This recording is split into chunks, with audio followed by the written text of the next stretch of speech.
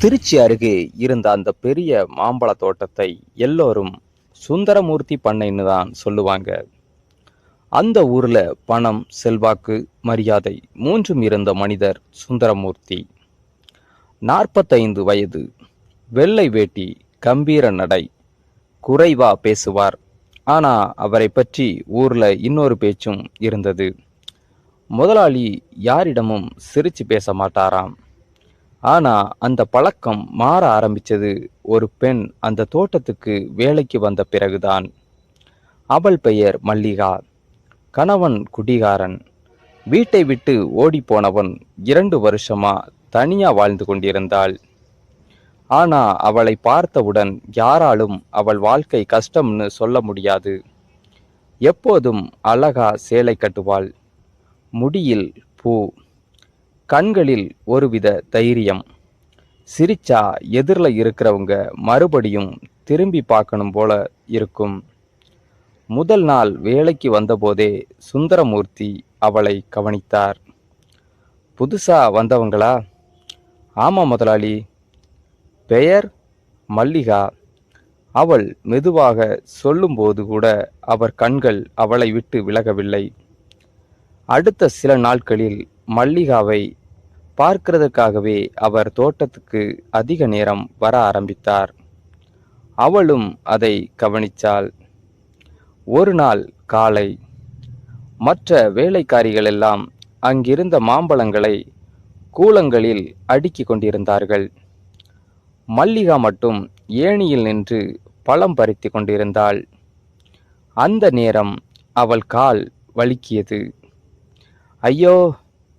கீழே விழப்போன அவளை சுந்தரமூர்த்தி ஓடி வந்து பிடித்தார். ஒரு நொடி இருவரும் மிகவும் நெருக்கமாக இருந்தார்கள். மல்லிகாவின் மூச்சு அவர் முகத்தில் பட்டது. அவள் கண்கள் நேராக அவரை பார்த்தது. பார்த்து வேலை பண்ண தெரியாதா என்று கோபமாய் கேட்டார். ஆனா அந்த கோபத்துக்குள்ளேயே பயமும் பாசமும் இருந்தது. நீங்க பிடிக்கலன்னா நான் கீழே விழுந்திருப்பேன் முதலாளி என்று மெதுவாக சிரித்தாள் அவள். அந்த சிரிப்பு அவர் மனசை முழுக்க கலக்கியது. அதற்கு பிறகு மல்லிகாவிடம் பேச ஒரு காரணம் தேட ஆரம்பித்தார் அவர். சாப்பிட்டியா? வீட்டில் எல்லாம் சரியா? இவ்வளவு நேரம் வேலை பண்ணாத. இப்படி ஒவ்வொரு நாளும் அக்கறை அதிகரித்தது. ஒரு மாலை மழை கொட்டி கொண்டிருந்தது. மற்ற எல்லோரும் கிளம்பிவிட்டார்கள். மல்லிகா மட்டும் பழைய குடிசை அருகே நின்று மழை நிற்க காத்து கொண்டிருந்தாள். மல்லிகா திரும்பி பார்த்தாள். சுந்தரமூர்த்தி கையில் குடையுடன் நின்றிருந்தார். வாங்க, நான் விட்டுறேன். வேண்டாம் முதலாளி. ஊர்ல யாராவது பார்த்தா? நான் யாருக்காக பயப்படணும்? அந்த வார்த்தை அவளுக்கு உள்ளுக்குள் ஏதோ செய்தது. இருவரும் ஒரே குடையின் கீழ் நடந்தார்கள். மழை காற்று பலமாக அடித்தது. அந்த நேரத்தில் மல்லிகாவின் கை மெதுவாக அவர் மேல் பட்டது. சுந்தரமூர்த்தி நின்றார். அவளும் நின்றாள். சில நொடிகள் இருவரும் பேசவே இல்லை. மல்லிகா, உன்னை பார்க்காத நாளே இல்லை இப்போ. அவள் மெதுவாக சிரித்தாள். அதுக்கு நான் என்ன செய்ய? நீ சிரிக்கிறத நிறுத்து. அது முடியாது. அந்த பதிலோடு அவள் நடந்து செல்ல முயன்றாள். ஆனா சுந்தரமூர்த்தி அவள் கையை பிடித்தார். மல்லிகாவின் இதயம் வேகமா துடித்தது. முதலாளி, ஒரு விஷயம் கேட்கட்டுமா? கேளுங்க. நான் உன்னை இவ்வளவு நினைக்கிறேன். உனக்கு எதுவும் தோணலையா? மழை சத்தம் மட்டும் கேட்டது. மல்லிகா மெதுவாக அவரை பார்த்தாள். தோணாம இருந்திருந்தா இவ்வளவு நேரம் உங்க கூட நிற்க மாட்டேன். அந்த பதில் கேட்டவுடன் அவர் கண்களில் இருந்த மகிழ்ச்சியை மறைக்கவே முடியவில்லை. அன்று முதல் அவர்களுக்குள் இருந்த அந்த இரகசிய நெருக்கம் தினமும் அதிகரிக்க ஆரம்பித்தது.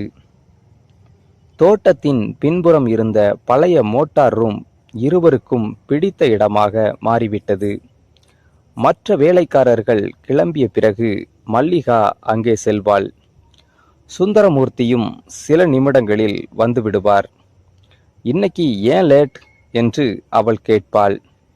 நீ காத்திருக்கிறையா இல்லையான்னு பார்க்கணுமே என்று சிரிப்பார் அவர்.